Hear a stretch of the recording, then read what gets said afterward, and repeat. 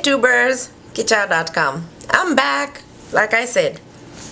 For those of you who are joining me about this gruesome subject, the art of civilized conversation, we started off with joining a conversation, opening lines and small talk, cliches to spark a dialogue, small talk saboteurs, as in sabotage.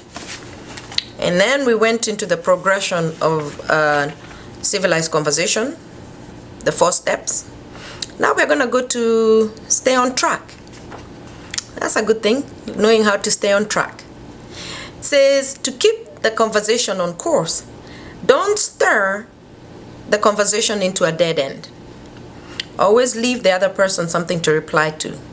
For example, do not drag in your experiences from 4th grade if they really don't apply and the other person does not know you well. Number 2, explain how you had the worst day last week. Don't do that. Number 3, go on and on about a book that you alone have read. Don't do that. Number 4, don't marvel at coincidences. I was at the mall and guess who I ran into? Consider what the take-home point is. Have you exchanged authentic expressions of who you really are? If the person you talked to were asked, what did you two talk about?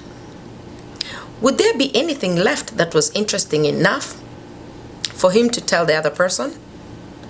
The conversation will be more meaningful if he can take something away from it, if he learned about your own ideas and experiences, not something you heard, something you feel, or something someone else did.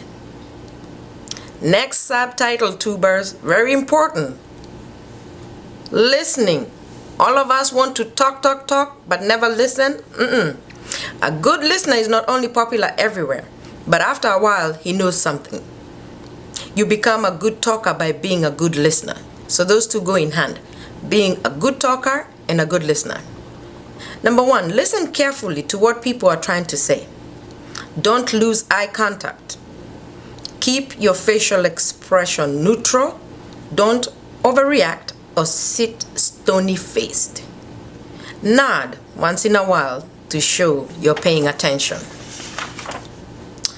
And then number 4, even if you see the point, don't interrupt.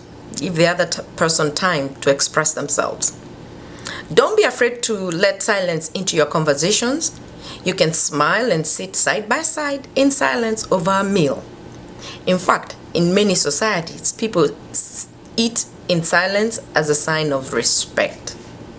If you get stuck in silence because you don't know what to say, it's not the end of the world. One man said, I learned early in life that you can never have to apologize for something you didn't say.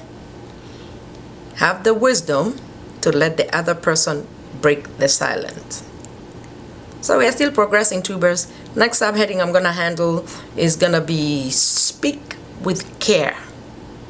Good. Speak with care. Now that you know how to listen and stay on track and the 4 steps, now it's speak with care. I shall be right back in 2 and 2.